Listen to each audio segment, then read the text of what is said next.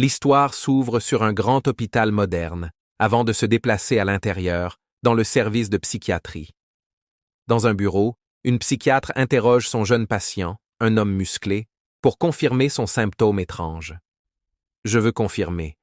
Vous affirmez percevoir chaque être vivant. Comme un cochon ?» demanda-t-elle, sérieuse. L'homme face à elle, Yechuan, jeune et athlétique, hocha simplement la tête.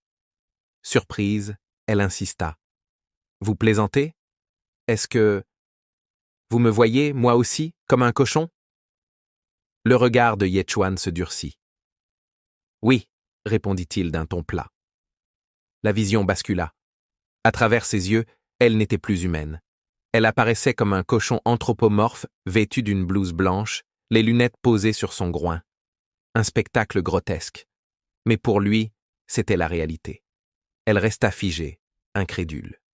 Pourtant, une pensée la traversa. Quel gâchis! Un homme si beau. Décidée à le mettre à l'épreuve, elle déboutonna lentement sa blouse et s'approcha, la chemise entr'ouverte. Les yeux de Yechuan s'écarquillèrent. Une sueur glacée perla sur son front. S'approchant davantage, la chemise entr'ouverte, elle lui demande d'une voix séductrice ce qu'il voit. Du point de vue de Yechuan, la vision est grotesque. Non seulement sa tête reste celle d'un cochon, mais sa poitrine s'est changée en deux petites têtes de cochons rougissantes. « Je vois deux cochons », déclara-t-il froidement. Le sourire de la psychiatre se figea. Son visage passa de la séduction à l'horreur. Elle referma précipitamment sa blouse et recula, enfin convaincue de la gravité de son trouble. Impensable. Une femme aussi belle que moi, perçue comme un cochon, pensa-t-elle avec vanité. Changeant de sujet, elle s'installa à son bureau et saisit un modèle de colonne vertébrale humaine. Votre colonne vertébrale est gravement déformée. Elle comprime votre cerveau et vos nerfs optiques. Cela pourrait expliquer vos perceptions altérées. Les yeux de Yechuan s'écarquillèrent sous le choc.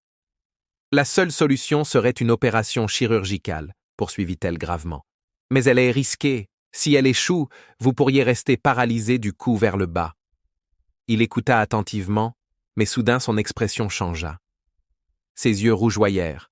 Tendant la main vers le modèle, il dit d'un ton glacial « Rends-moi ma colonne ». La psychiatre resta interdite. Il croyait réellement que ce modèle était sa propre colonne vertébrale. Intérieurement, elle soupira. Quel gâchis! Un homme si séduisant, prisonnier d'une telle folie. Un peu plus tard, Yechuan est assis dans un bus bondé, tenant un rapport médical qui diagnostique chez lui une grave maladie mentale. De sa perspective, le bus est rempli de cochons anthropomorphes. Il réfléchit. Il a toujours vu le monde ainsi, peut-être parce que ses parents étaient des bouchers de porc. Il admet que cette condition n'affecte pas vraiment sa vie quotidienne, sauf pour sa vie romantique. Serrant son diagnostic contre lui, Yechuan pense à l'importance du jour. C'est aujourd'hui qu'il doit éveiller sa profession, et il espérait que sa maladie serait guérie avant la cérémonie. Arrivé à la prestigieuse académie Chingchong, il découvre une foule d'étudiants rassemblés devant un immense cristal bleu luminescent. Une inquiétude le traverse. Et si sa maladie mentale influençait son éveil, cela pourrait ruiner son avenir. « Hé !» l'appelle une voix féminine. Une jeune femme aux longs cheveux bleu clair s'approche, visiblement soulagée. Elle le réprimande gentiment pour son retard et, poing levé, le menace en plaisantant. Mais du point de vue de Yechuan, cette fille adorable n'est qu'un autre cochon, cette fois-ci teinté de bleu, agitant ses petits poings. Comme il ne réagit pas, elle s'énerve comiquement, le secoue et exige s'il l'écoute. Des étudiants proches les remarquent et commencent à taquiner. L'un d'eux reconnaît la jeune fille, Shu Lingguan. « Elle est amoureuse de Yechuan », plaisante-t-il. Un autre ajoute « Ils sont amis d'enfance. C'est sûr, ils finiront mariés. » Rougissante, Shu Lingguan proteste vivement. Elle se tourne vers Yechuan. « Ne les écoute pas, ce sont des idioties. » De sa perspective, la fille cochon bleutée lui dit la même chose. Il acquiesce calmement. Soudain, une voix puissante s'élève devant le cristal. Un vieil homme, professeur de l'académie, prend la parole. « Étudiants, Mettez-vous en ligne. La cérémonie d'éveil commence. Sachez que l'éveil repose sur vos attributs fondamentaux. Force, agilité, esprit, qui se développent au fil des années à l'académie. Plus vos attributs sont élevés, plus vous aurez de chances d'obtenir une profession avancée. Rappelez-vous, ce choix déterminera toute votre vie. Obtenir une profession avancée de combat est un exploit qui défie le destin. Celui qui y parvient apportera gloire à lui-même et à l'académie. Le premier étudiant posa sa main sur le cristal et éveilla un artisan du métal intermédiaire, mais il sembla déçu. Le suivant devint un guérisseur avancé, tandis qu'un autre s'effondra en devenant un ingénieur débutant. Puis un jeune homme musclé aux cheveux roux s'avança. Au moment où sa main touche la surface, une lumière dorée éclatante jaillit, révélant son résultat. Profession de combat, rang rare, maître des lames sans ombre. Le vieil homme de l'académie reste bouche bée, stupéfait. Il s'exclame qu'il s'agit d'une profession rare, et les étudiants halettent, entre choc et admiration. Le vieil homme, révélé comme le directeur, rayonne de plaisir et demande le nom de l'étudiant. Le jeune homme se présente fièrement, Liu Jinglong. Le directeur, ravi, le félicite et propose même de se rendre personnellement chez lui pour discuter de son futur. Liu Jinglong remercie le directeur, puis se tourne vers la foule, agitant la main avec arrogance, tandis que ses camarades acclament Brolong. Le directeur appelle le nom suivant, Ye Chuan. Dans la foule, Shu Lingguan l'encourage à voix haute. Le directeur observe Chuan avec intérêt, conscient que bien que le garçon soit étrange, ses statistiques sont exceptionnellement élevées. Il réfléchit. Le total combiné des attributs de Chuan est de 10, plus de 3 fois la moyenne. Espérant un miracle, il regarde Chuan poser ses mains sur le cristal. Instantanément, le cristal explose dans un cataclysme de lumière et de foudre, bien plus puissant qu'avant, secouant le directeur et la foule. Le directeur, ébahi, se demande si cette énergie éblouissante est un signe d'éveil au-delà du rang rare. Chuan observe la puissance brute qu'il a libérée, et les yeux du directeur s'écarquillent. « L'arme divine !»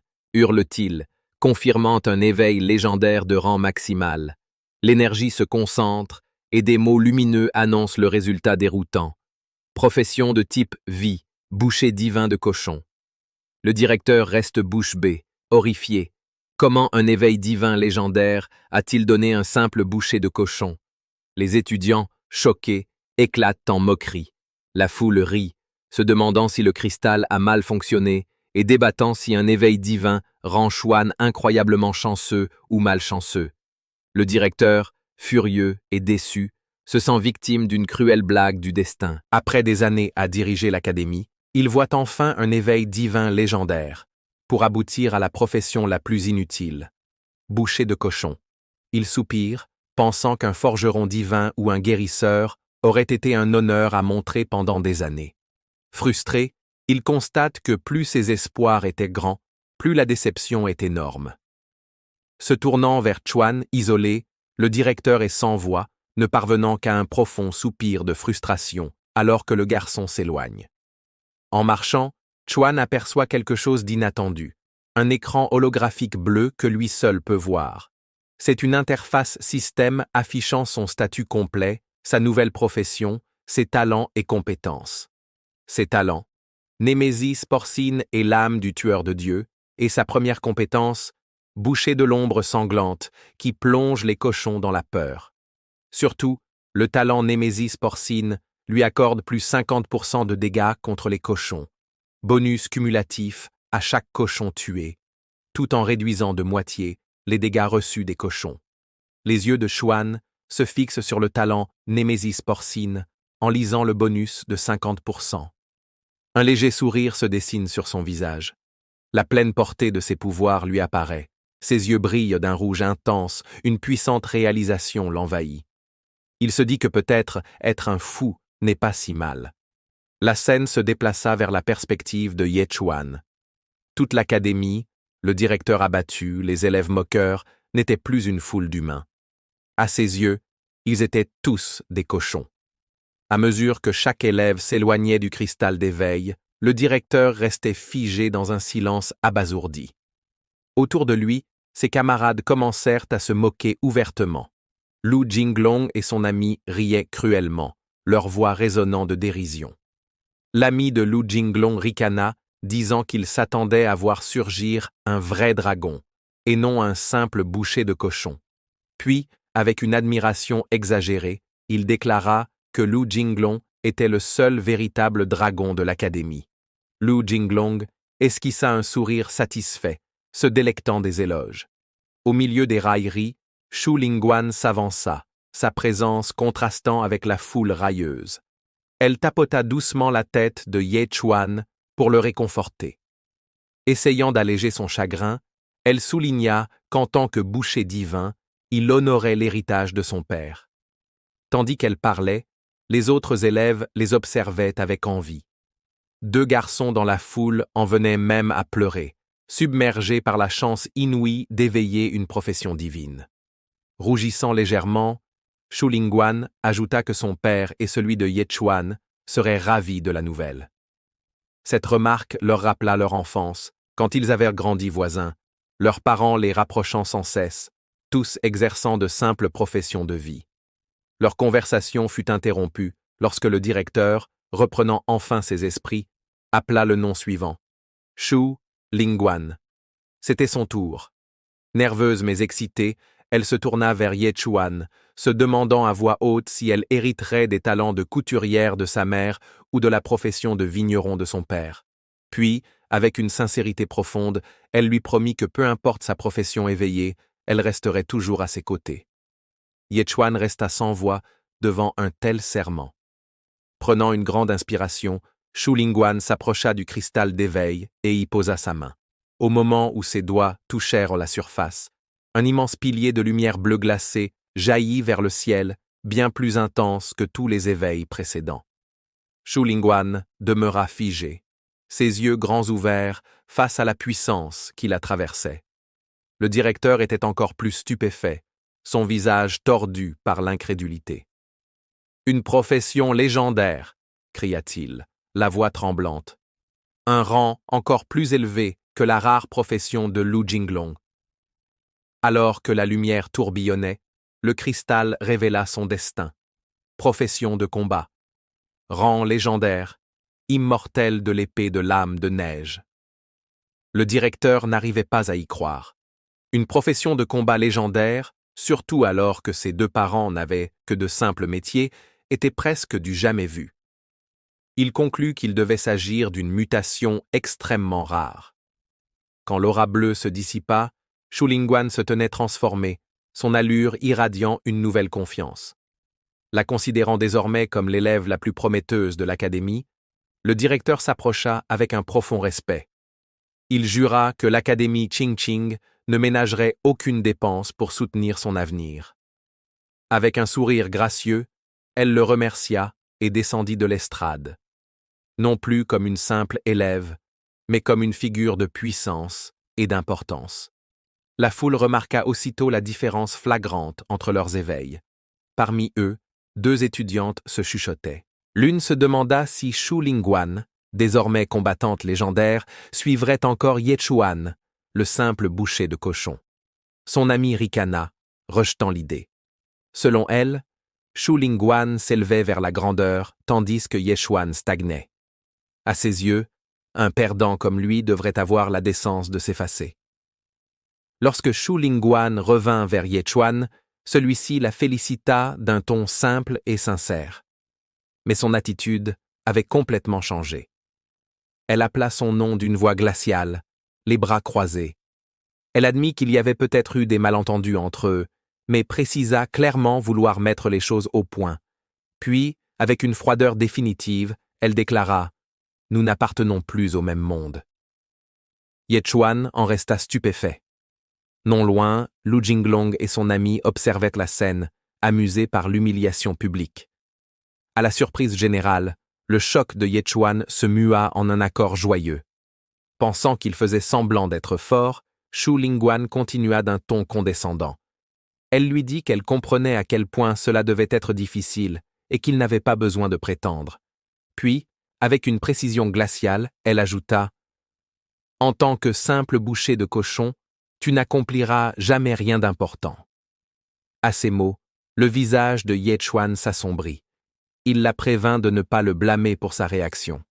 La scène passa à sa perspective. Shu Lingguan, autrefois fière et élégante, lui apparaissait maintenant comme une fille au visage de cochon arrogant. Lorsqu'elle insista pour qu'il s'évite désormais, il esquissa simplement un sourire de soulagement. Intérieurement, il se réjouissait enfin d'être libéré de cette tête de cochon. Sans un mot de plus, il se tourna pour partir, lançant d'un ton désinvolte « Je m'en vais alors ». Shu Lingguan resta figé, totalement déconcerté. Voyant sa confusion, Lu Jinglong s'approcha avec un sourire suffisant. Il proposa d'apprendre une leçon à Ye Chuan et de le forcer à accepter la réalité. Shu Lingguan demeura silencieuse, son expression troublée, mais Lu Jinglong y vit un signe d'approbation. Son visage se tordit d'un air cruel. Sans attendre, il cria à la silhouette de Ye Chuan qui s'éloignait. « Hé, boucher de cochon, reviens ici !» Ye Chuan continua de marcher, l'ignorant complètement. Fou de rage devant tant de mépris, Lu Jinglong se jeta sur lui et lui attrapa le bras. « T'es sourd » gronda-t-il. Enfin, Ye Chuan s'arrêta. Il se retourna lentement, ses yeux luisants d'un rouge dangereux. « Que veux-tu » demanda-t-il calmement. En un instant, une aura sombre et oppressante jaillit de lui, engloutissant Lu Jinglong dans les ténèbres. L'arrogant cultivant se figea, son corps prisonnier d'une peur viscérale. Invisible pour la foule, Lu Jinglong était piégé dans une vision cauchemardesque, le pouvoir de Ye Chuan. Dans son esprit, il n'était plus un cultivateur, mais un cochon terrifié attaché à un billot de boucher. Au-dessus de lui se dressait Ye Chuan, les yeux flamboyants, brandissant un énorme couperet. La vision se brisa.